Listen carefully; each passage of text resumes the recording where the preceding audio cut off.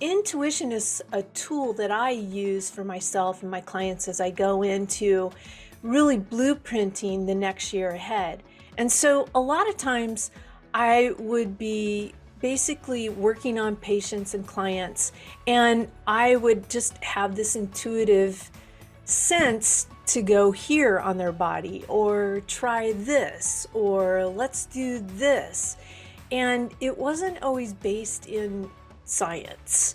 And people would typically, the physical therapist that I would be working with or somebody else, they would go, well, how did you know to do that? What article did you read? Or did you go to a class? And I would go, it just kind of came in.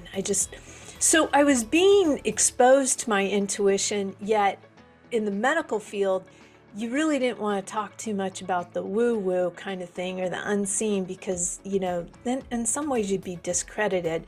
So for years, I just kept it pretty much a secret to myself. And intuition can speak from different levels of your brain, as an instinctive attraction or repulsion, as impression from one of your five senses, or as a sudden flash of understanding a complex meaning, system, vision, or pattern of information. So one of the things is just asking questions is going to create amazing solutions and answers. So here's some questions that we might want to ponder. What if this sensitivity could become a strength? What if it could help you and me develop skill to navigate the world, navigate doing business, or attaining wisdom? What if it could do that? And what if it could help you and I clear fears, be more loving, create true stability, and have better relationships, and manifest the life you may want, need, and actually speed up our spiritual growth? I'm going to dive into 3 phases of development of your intuition from Penny's book, The Intuitive Way. So we're going to dive into those. We're going to look at 3 of these. The first being creating a clear lens is very important. Next phase is accessing subtle information.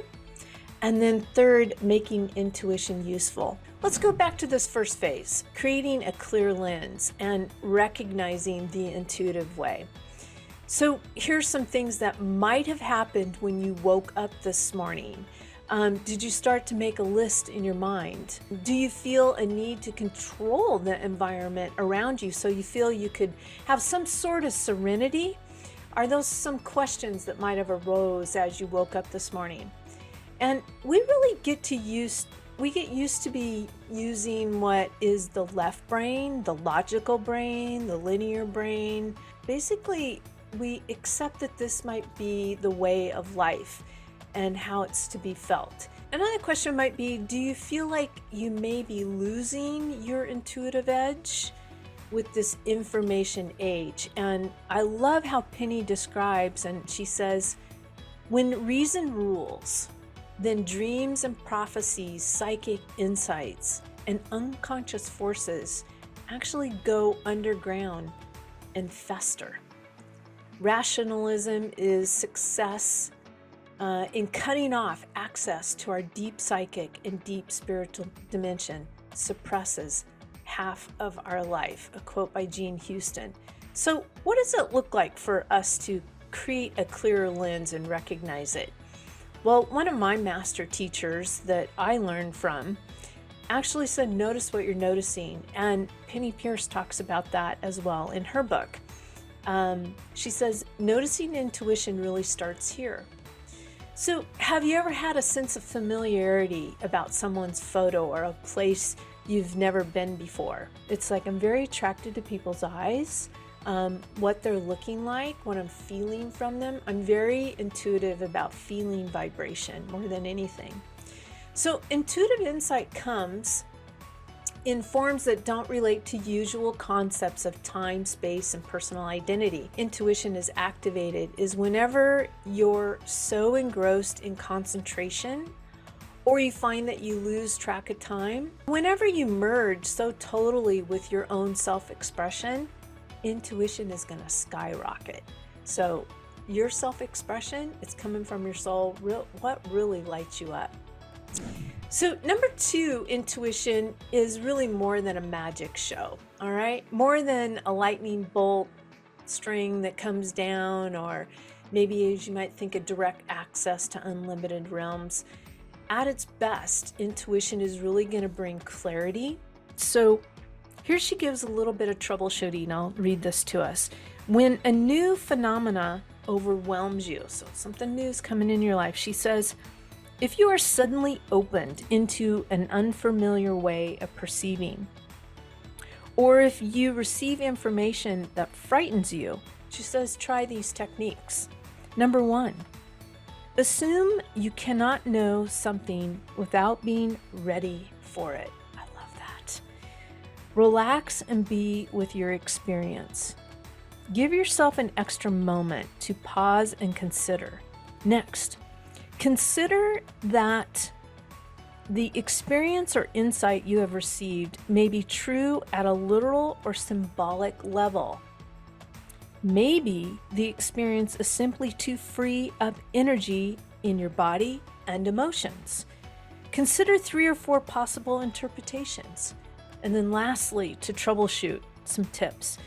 In a meditation or with your journal, ask your soul to help you understand what to do, and then listen for instructions as they come through your body and record them. Another way intuition can come in is voice.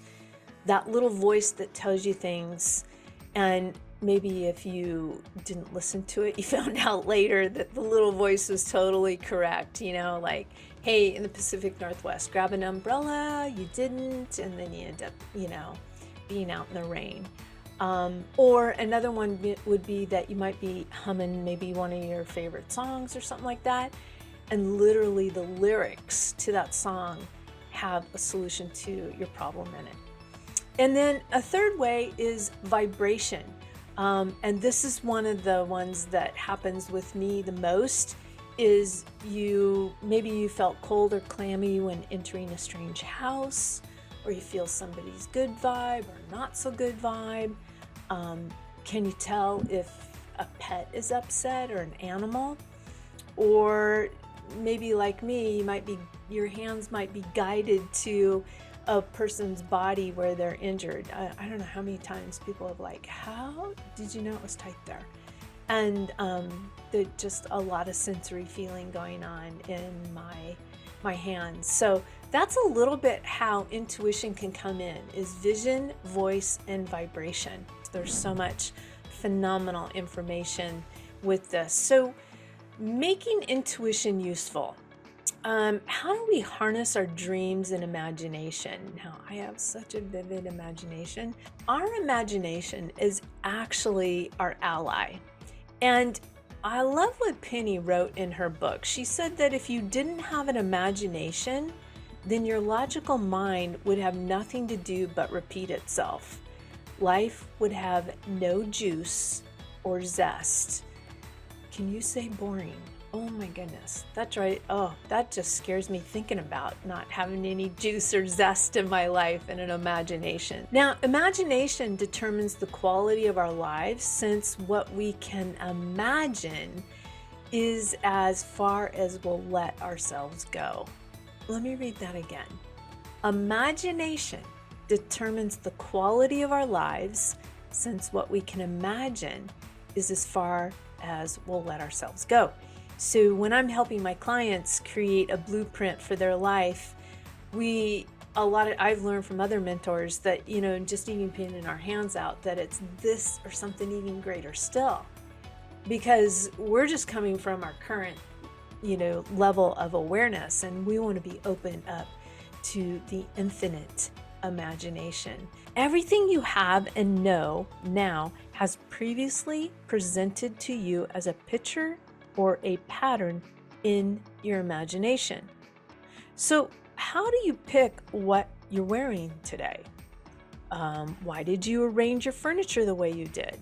How did you know where to plant the flowers in your garden? Can you remember the moment you got the picture you had a sense of about what to do? And if you look for and treasure those moments of revelation, your imagination and intuition will increase. Now, one of the results that I said at the very beginning of this episode was appreciation. So appreciating your imagination and intuition is key. For example, at one of my seminars, Penny's seminars, she asked participants to list 5 things they'd love to do if money were no object. Since most people's lists can fill pages, I was shocked and moved when a middle-aged woman said in a soft voice that she had only been able to think of 2 things. And she just realized that her boring small town life was the result of her dearth of choices. So imagination truly is our friend in that. And if you trust your imagination to be the voice of your soul, then the greater your imagination, the more your true self can really become. So I wanted to just end us with, from Penny's book, The Frequency. She actually talks about 9 phases of transformation.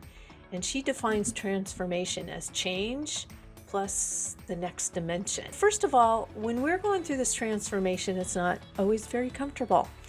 Our spirit merges with our body and emotions and mind. Now, what is that? She gives sentences of what that might feel like. She says, I feel excited, I know there's more to life, and I want something better. Have you ever said that to yourself?